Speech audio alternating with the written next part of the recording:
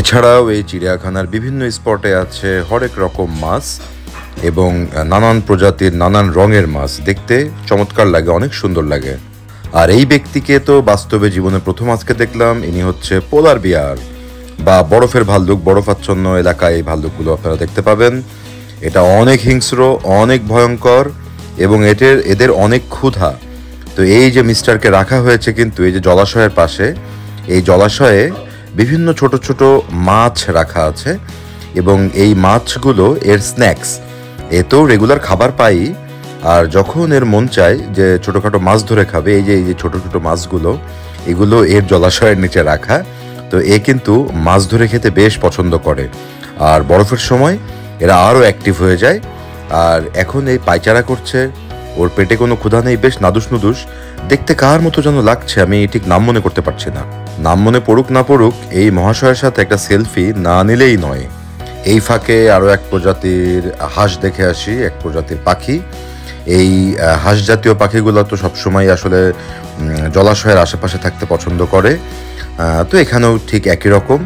দেখুন এই পাহাড়ি হরিণ, আমি এর আগে একটা ইউটিউব ভিডিওতে দেখেছিলাম পাকিস্তানে এরকম পাহাড়ি হরিণ পাওয়া যায় যারা পাথর বেয়ে বেয়ে উপরে উঠতে পারে। তো এটা যদিও পাকিস্তানি হরিণ না, তবে সমপ্রজাতিরই একটি হরিণ হবে যারা এরকম পাথর ঘেরা পরিবেশে থাকতে পছন্দ করে এবং একদম মাথায় চড়ে বসে। ও মাই গড, গন্ডার! আমার মা জীবনে আমাকে, আমি যদিও এভাবে কখনো ঘাস খাইনি, তবে ছোটবেলায় কতবার যে মানে কথা না শুনলে বা আম্মু ডাকছে, ডাকার উত্তর এক ডাকে যদি না নিতাম তো বলতো গন্ডারের চামড়া হয়ে গেছে, এই সেই গন্ডার। তো গন্ডার পেরিয়ে আরও এক প্রজাতির হরিণ। এই হরিণটি অনেকটা দেখতে পাকিস্তানি একটা হরিণের মতো, যাদের গা দিয়ে খুশবু বের হয়, বেশ নাদুস নুদুস এবং পশমে ঢাকা।